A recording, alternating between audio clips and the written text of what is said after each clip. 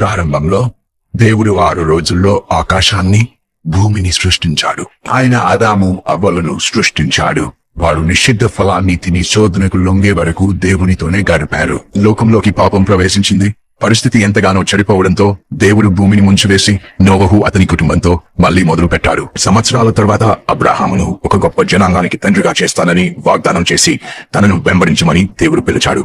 అబ్రాహాము విధేయత చూపగా దేవుడు అతనికి ఇస్సాకు అనే కుమారుడిని ఇచ్చాడు. ఇస్సాకు కుమారుడైన యాకోబుకు 12 మంది కుమారులు. యాకోబుకు ఇష్టమైన యోసేపు ఐగుప్తుకు 2వ అధిపతి అయ్యాడు. దేవుడు తన కుటుంబాన్ని ఐగుప్తును కరువు నుండి రక్షించడానికి అతన్ని ఉపయోగించుకున్నాడు. 100 సంవత్సరాల తరువాత ఇశ్రాయేలీయులు ఐగుప్తులో బానిసలుగా ఉన్నారు. ఇశ్రాయేలీయులను బానిసత్వం నుండి బయటకు నడిపించడానికి మోషే పిలువడ్డాడు. మోషే తర్వాత యెహోషువ బాధ్యతలు చేపట్టి ప్రజలను వాగ్దాన దేశంలోకి నడిపించాడు. యెహోషువ తర్వాత దేవుడు దెబోరా, గిద్యోను వంటి న్యాయాధిపతులను, తాత్కాలిక సైనిక నాయకులను నియమించాడు.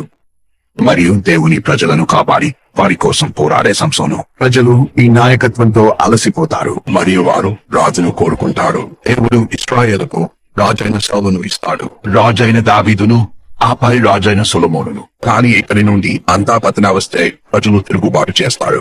ఇశ్రాయేలు రాజ్యం విభజించబడుతుంది మరియు ప్రతి ఒక్కరూ దేవునికి విముఖంగా మారతారు. ఏలియా, యెషయా, మీకా మరియు ఇర్మియా వంటి ప్రవక్తలు హెచ్చరిస్తారు. ప్రజలు తమ పాపాలను పశ్చాత్తాపపడకపోతే పరిణామాలు ఉంటాయి. కానీ ప్రజలు వారి హెచ్చరికలను విస్మరిస్తారు. విభజించబడిన రాజ్యాలు జయించబడతాయి మరియు దేవుని ప్రజలు విదేశీ భూములలో బందీలుగా మారతారు. దానియేలు వంటి వారు గొప్ప ధైర్యం చూపి దేవుని కోసం నిలబడతారు. మరెవరూ నిలబడినప్పుడు కొంతమంది బహిష్కృత ప్రజలు వాగ్దాన దేశానికి తిరిగి వచ్చారు. కానీ 400 సంవత్సరాలు దేవుడు మౌనంగా ఉంటాడు. ప్రవక్తలు లేరు, అద్భుతాలు లేవు, దేవదూతల సందర్శనలు లేవు. కానీ అప్పుడు యేసు మౌనాన్ని ఛేదిస్తాడు. అతను పరిపూర్ణమైన జీవితాన్ని గడుపుతాడు, సత్యాన్ని బోధిస్తాడు మరియు అద్భుతాలు చేస్తాడు. తాను దేవుడిని రుజువు చేస్తాడు.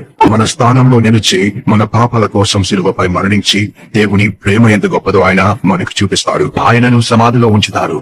కానీ 3 రోజుల తర్వాత యేసు తిరిగి లేచి పాపాన్ని మరియు మరణాన్ని జయిస్తారు. ఆయన అనుచరులు ఆయన ప్రేమ సువార్తను ప్రకటిస్తూ చర్చలను ప్రారంభిస్తూ ప్రపంచమంతటా ప్రయాణిస్తారు. మనం ఇప్పుడు ఈ కథలో భాగం మరియు ప్రపంచాన్ని మార్చడానికి ఆయన ప్రేమను పంచుకోవడానికి మనకు అవకాశం ఉంది. ఎందుకంటే ఒక రోజు ఆయన ఆకాశాన్ని చీల్చుకుని తిరిగి వస్తాడు. ఇది చెప్పబడిన గొప్ప కథ.